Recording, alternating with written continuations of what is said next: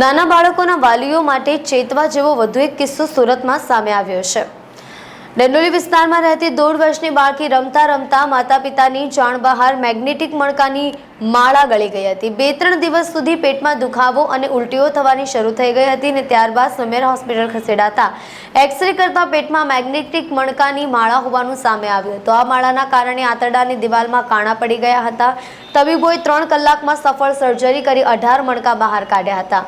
આ સાથે જ આંતરડાની દિવાલમાં પડી ગયેલા કાણા રિપેર કરી જીવ બચાવી લેવામાં આવ્યો હતો। મળતી માહિતી પ્રમાણે ડિંડોલી વિસ્તારમાં 1.5 વર્ષની અનન્યા પરિવાર સાથે રહે છે। પિતા સાયકલ રિપેરિંગનું કામ કરે છે। 1.5 વર્ષની બાળકી માતા પિતાની જાણ બહાર મેગ્નેટિક મણકા ગળી ગઈ હતી। હજુ ભાષા બરાબર ન હોવાથી માતા પિતાને જણાવી શકી ન હતી। ત્યારબાદ બાળકીને ઉલટી થતાં પેટમાં દુખાવો થતાં નજીકના દવાખાને સારવાર માટે લઈ ગયા।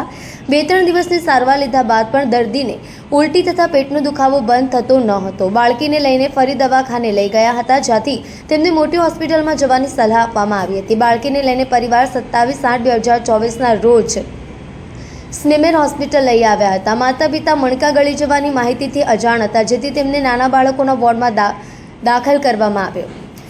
તેણીનું પેટનો એક્સરે કઢાવતા ખબર પડી કે બાળકીના પેટમાં મણકાની માળા છે, જેથી તેણીને વધારે સારવાર માટે સર્જરી વિભાગમાં શિફ્ટ કરવામાં આવી।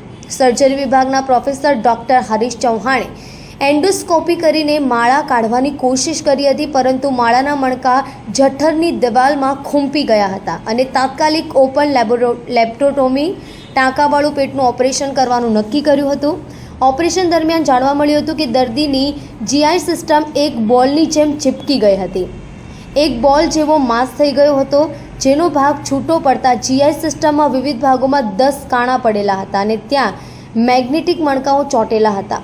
સમેર હોસ્પિટલના તબીબો દ્વારા બાળકીના શરીરમાંથી 18 જેટલા મેગ્નેટિક મણકા બહાર કાઢવામાં આવ્યા હતા। મેગ્નેટને લઈને આખી જીઆઈ સિસ્ટમ ચીપકીને આંતરડાની દિવાલમાં પ્રેશર નેક્રોસિસ થઈ કાણા પડી ગયા હતા। આ તમામ 10 કાણાનું રિપેર કરી દર્દીનું 3 કલાક સફળ ઓપરેશન કર્યું હતું। દર્દીને આજરોજ 12 દિવસ પછી સંપૂર્ણ સારવાર આપી પૂરેપૂરી સ્વાસ્થ્ય સ્થિતિમાં રજા આપવામાં આવી છે। પ્રાઇવેટ હોસ્પિટલમાં ખર્ચ 1.5 થી 2 લાખ થઈ શકે છે।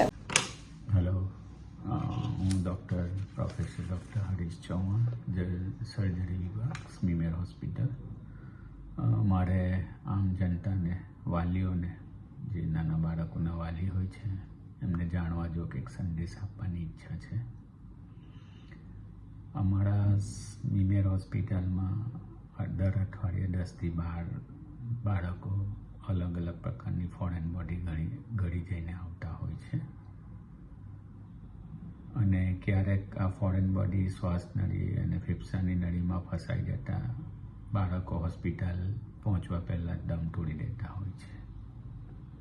તો અત્યારે જ એક 1.5 વર્ષની ડિંડોલીની નાની બાળકી જે મેગ્નેટના મણકાઓ ગળી ગઈ હતી, એના પેરેન્ટ્સને ખબર નહોતી કે શું ગળી ગઈ છે ને 2-3 દિવસ પેટમાં દુખાવો, ઉલટી થતાં તેઓ નજીકના ફિઝિશિયનને ત્યાં જઈને દવા લીધી હતી, પણ 3-4 દિવસની દવા પછી એમને કોઈ ફરક નહીં પડતા સમેર હોસ્પિટલમાં બાળકો વિભાગમાં બતાવવા આવ્યા હતા। ત્યાં પણ એમને કોઈ એવી હિસ્ટ્રી આપી નહોતી કે બચ્ચું મેગ્નેટ યા કોઈ ફોરેન બોડી ગળી ગયું છે। ત્યાં આગળ એક્સિડન્ટલી પેટનો એક્સરે કરાવતા ખબર પડી કે પેટની અંદર એક મણકાની માળા છે। એટલે પીડિયાટ્રિશિયનોએ તરત અમને સર્જરી વિભાગમાં બતાવવા માટે કીધું પેશન્ટને, અને હું પ્રોફેસર ડૉક્ટર હરીશ ચૌહાણે પહેલાં સમજ્યો કે ભાઈ જઠરમાં હશે એટલે એક એન્ડોસ્કોપી કરીને આપણે કાઢી જોઈએ, પણ એન્ડોસ્કોપી કરતાં ખબર પડી કે ભાઈ એના બધા મણકાઓ જઠરની વોલમાં ઇમ્પેક્ટેડ છે, ખૂંપી ગયેલા છે। એટલે મેં પછી તરત ઓપન લેપ્રોટોમી એની રાખી અને લેપ્રોટોમી દરમિયાન આખો એક જે આંતરડા હોય, જઠર આંતરડાનો એક બોલ જેવો માસ થઈ ગયેલું હતું, એને ધીરે ધીરે અમે છૂટા કર્યા તો મેગ્નેટના 18 મણકાઓ નીકળ્યા બરાબર। અને મેગ્નેટ એકબીજાને ચુંબક હોય એટલે એકબીજા સાથે ચોંટી જતું હોય, એટલે એને લીધે જેટલા આંતરડાની દિવાલો વચ્ચે આવી એના પર પ્રેશર નેક્રોસિસ થઈને એમાં પરફોરેશન થઈ ગયું હતું કાણા, અને ઓલમોસ્ટ 10 જેટલા કાણા પડી ગયા હતા અલગ અલગ પાર્ટના GI સિસ્ટમના, અને એ અમે રિપેર કરી.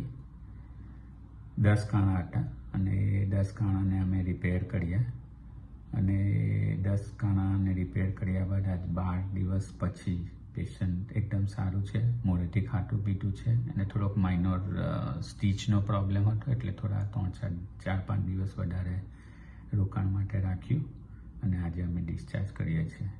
એટલે નાના બાળકોના વાલીઓને મારો એક ખાસ સંદેશ છે કે આવા નાના ગળી શકાય તેવા રમકડાઓ, જે રમકડાના પાર્ટ્સ છૂટા થઈ જતા હોય એવા રમકડાઓ, અને નાની નાની વસ્તુ જેવું કે ટાંકડી, પેન્સિલનું ઢાંકણ છે, મણકાઓ છે, લખોટીઓ છે, સેલ છે, બટન સેલ છે, એ બધી વસ્તુઓ બાળકોના રીચની બહાર રાખો. અને ઘણીવાર બાળકો એસિડ અને એવું પણ એક્સિડન્ટલી પી જતા હોય છે, એટલે આવા ડેન્જરસ પ્રવાહીવાળી બોટલો યા એને પણ એમના રીચની બહાર રાખવી જોઈએ. તમે સાવચેતી રાખો તમારા બાળકોના ભવિષ્ય માટે, એ એક મારો સંદેશ છે. કેમ કે અમારા માટે એવરી વીક 12 થી 13 પેશન્ટો આવા આવતા હોય છે. તો તમે જરૂર, મારો વાલીઓને વિનંતી છે કે આવી બધી વસ્તુઓ બાળકોના પહોંચની બહાર રાખે. જય હિન્દ.